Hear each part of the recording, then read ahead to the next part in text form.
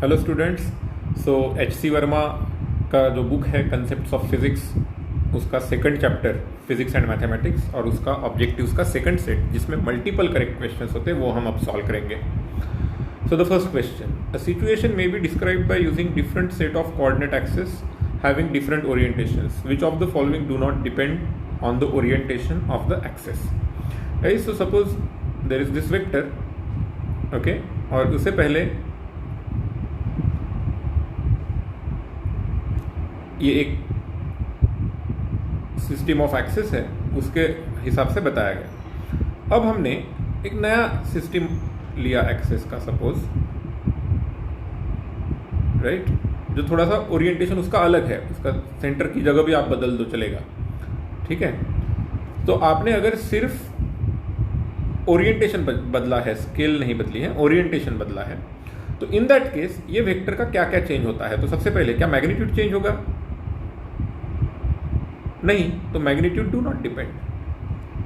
Multiple correct है, एक option लेकर नहीं चलना है, ठीक है, आगे सभी ऑप्शंस चेक करने पड़ेंगे। वेक्टर चेंज हुआ क्या? नहीं, उसकी डायरेक्शन भी नहीं बदली, ना उसका मैग्नीट्यूड बदला है, राइट। अब कंपोनेंट ऑफ वेक्टर्स बदले क्या? यस, क्योंकि पहले हम लोग सपोज एक्स एक्सिस हमारा है, सपोज ये एक्सिस के अलॉन्ग इतना कंपोनेंट होता था, दूसरे एक्सिस के अलॉन्ग यानी एक्सिस का सिस्टम बदल गया है, तो तीन कंपोनेंट्स जो बनते हैं वो बदल जाएंगे, राइट। सो बी बदल गया। वैल्यू ऑफ स्केलर तो ऑब्वियसली सिर्फ मैग्नीट्यूड है, वो तो कुछ चेंज होने का चांस ही नहीं आया। सो वो कौन सी चीज़ें डिपेंड नहीं करती है ओरिएंटेशन ऑफ एक्सेस पर? The three things A, C and D. Remember, vector as it is है, हमने सिर्फ एक्सेस रोटेट किए हैं। I hope you have understood this. Read the question again. Now the second question, vector C is equal to vector A plus vector B, then magnitude of vector C is always greater than magnitude of vector A. Option B, it is possible to have vector C less than vector A, mod of vector and magnitude of vector C less than magnitude of vector A and magnitude of vector C less than magnitude of vector B. Okay, C is always equal to magnitude of C, यानी C is always equal to A plus B, C is never equal to A plus B. तो जहाँ तक मैं देख पा रहा हूँ यहाँ पर ऑप्शन बी करेक्ट है। चलो थोड़ा सा डिस्कशन करते हैं। डी से शुरू करता हूं। अगर वेक्टर ए और वेक्टर बी एक ही डायरेक्शन में है,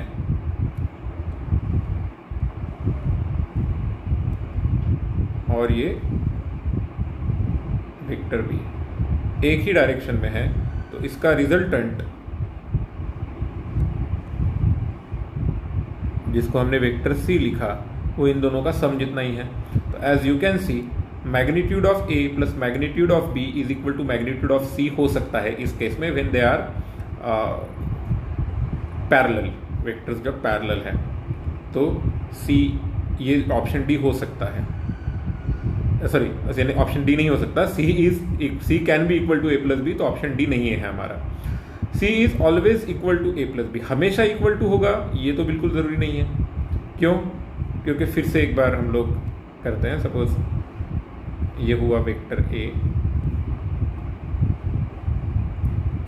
ये हुआ वेक्टर बी, और इस केस में sum vector A plus vector B, ये हो गया वेक्टर सी। तो as you can see, magnitude जो है वो ए प्लस बी से छोटा हो सकता है, राइट, या फिर इक्वल हो सकता है। तो magnitude of vector C can be less than और equal to magnitude of A plus magnitude of B, ठीक है ना। तो ऑलवेज रहेगा क्या? C is always equal to, ये भी पॉसिबल नहीं है। नेवर इक्वल टू, ये भी पॉसिबल नहीं है, क्योंकि कभी कम रह सकता है, कभी ज़्यादा, सॉरी कभी इक्वल रह सकता है। देन ऑप्शन ए की बात करते हैं, C is always greater than magnitude of vector A, it's not needed. जैसे फिर से एक केस बनाते हैं यहाँ पर। सपोज ये है आपका वेक्टर A, अब मैंने अगर वेक्टर B इधर ले लिया, तो अगर आप देखते हो आपका C, A प्लस बी जिसे आप बोलते हो,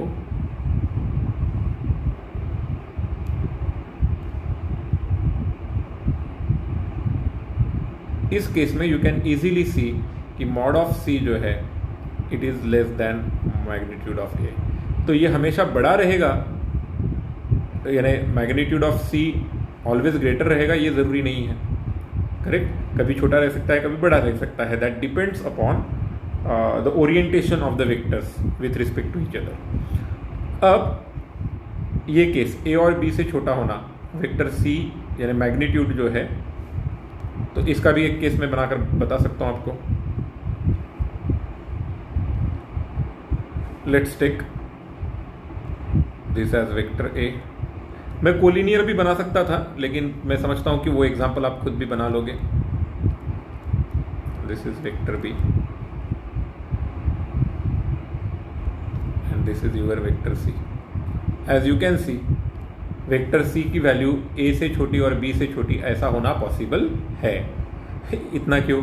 अगर हम लोगों ने ये ले लिया सपोज वेक्टर ए, उसका एग्जैक्टली ऑपोजिट ले लिया सपोज वेक्टर बी, दोनों का सम हो गया 0, तो ऑब्वियसली ना वेक्टर सी, वेक्टर ए और वेक्टर बी के दोनों के मैग्नीट्यूड से सी का मैग्नीट्यूड छोटा है, ये पॉसिबल है।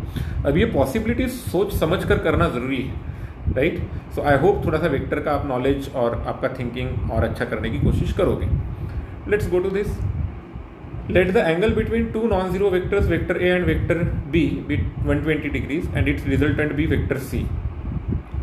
Then आपको C और magnitude of A minus B इन दोनों के बारे में पूछा गया है, ठीक है।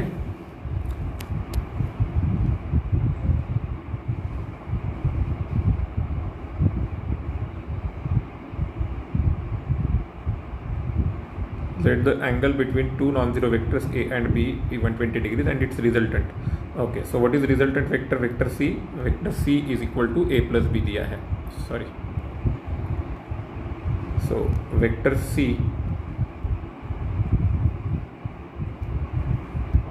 is equal to vector A plus vector B. So vector C dot vector C जो हम लोग कर सकते हैं, vector A plus vector B dot vector A plus vector B,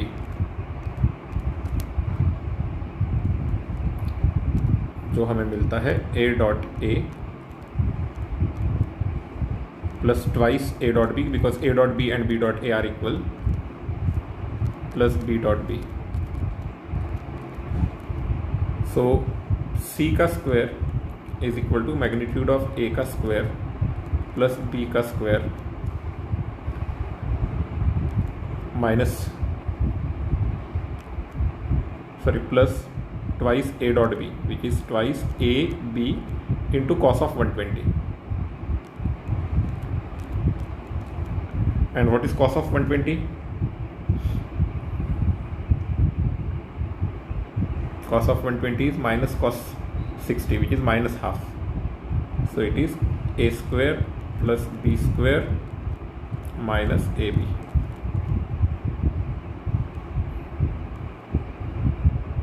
Okay, and what is magnitude of a minus b? Let's call magnitude vector a minus vector b is equal to vector d. Okay, I can follow the similar process to find out that d square is equal to a square plus b square plus minus twice ab cos 120. Cos 120 is equal to minus half, so it will become a square plus b square plus ab. You can easily observe where a and b are only magnitudes, so you can easily observe that c square is less than d square, so c is less than d, so c must be less than d. d is a minus b का magnitude. When I am writing c square and d square, I am just talking about squares of their magnitudes. I hope you know c dot c is equal to c square, where c is magnitude only. इतना तो मालूम है ना, c dot C is magnitude of c into magnitude of c into cos zero is 1, तो ये सिर्फ magnitude of c square है, ठीक है। तो we have compared the two, so c less than d रहेगा, मतलब C must be less than magnitude of A minus B, option B. तो ये आप ग्राफिकली भी थोड़ा सा इंटरप्रेट कर सकते थे, मैंने यहाँ पर मैथमेटिकली इंटरप्रेट करके बताया आपको। Okay, I hope this is fine, this is sufficient. आगे बढ़ते हैं। The X component of a resultant of several vectors. आपके पास कई सारे वेक्टर्स हैं और उन सबका X component is equal to sum of the X components of the vector हो सकता है। सपोज आपका ये एक वेक्टर है, ये दूसरा वेक्टर है, ठीक है। तो मैं एक्स कॉम्पोनेंट्स की सिर्फ बात करता हूँ। इस पहले वेक्टर का एक्स कॉम्पोनेंट ये है, दूसरे वेक्टर का एक्स कॉम्पोनेंट ये है, और रिजल्टेंट कौन सा हो गया, ये है रिजल्टेंट। तो रिजल्टेंट का एक्स कॉम्पोनेंट ये है। As you can see x components add हो गए, तो रिजल्टेंट ऐड, यानी रिजल्टेंट ऑफ एक्स कॉम्पोनेंट जो है उस तरीके से is equal to the sum of x component of the vectors. पहले वेक्टर का एक्स कॉम्पोनेंट प्लस दूसरे वेक्टर का x component can be resultant का x component. Then may be smaller than the sum of magnitudes of the, may be smaller than the sum of magnitudes of the vectors. Correct है, यहाँ पर ही आपको देखने को मिल रहा है कि इसका लेंथ प्लस इसका लेंथ, ये टोटल जो लेंथ हुआ उससे एक्स कॉम्पोनेंट्स का सम का लेंथ छोटा है। May be greater than the sum of magnitudes of vector, ये तो कभी नहीं होगा, क्योंकि आपको मालूम है कि या तो इक्वल रह सकता था, करेक्ट, लेकिन स्मॉल होना पॉसिबल नहीं है।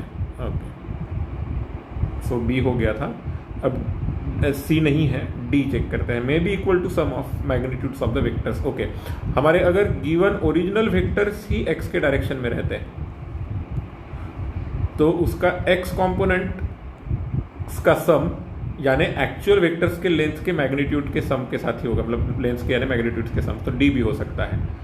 Are you getting it?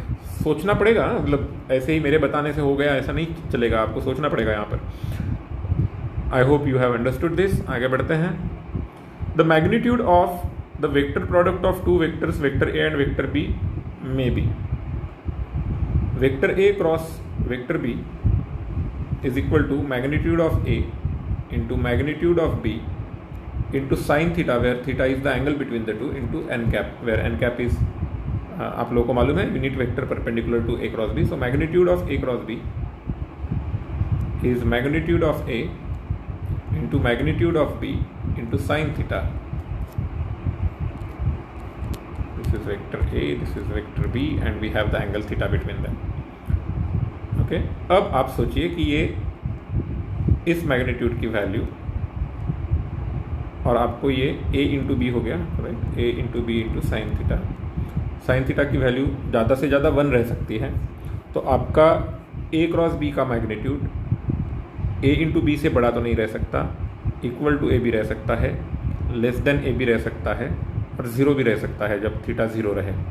So B, C and D are correct. So I hope आप लोग सही सोच डेवलप करने की कोशिश कर रहे हैं, हम सब भी कर रहे हैं, राइट। तो बस all the best, thank you. Doubts अगर है तो आपको लिख कर बताते रहना है।